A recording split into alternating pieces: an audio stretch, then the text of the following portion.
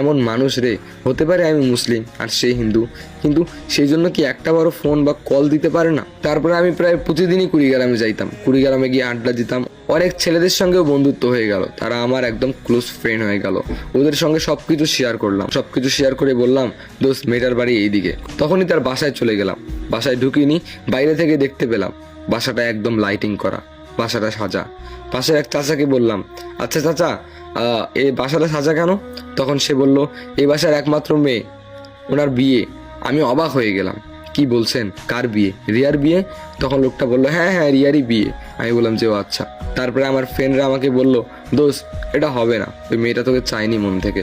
আমি অবাক হয়ে গেলাম, হায় রে ভাই, যেই মেয়েটা আমাকে এত বড় একটা কথা দিল যে সে আমাকে বিয়েই করবে, কিন্তু সে এইরকম করে চেঞ্জ হয়ে গেল।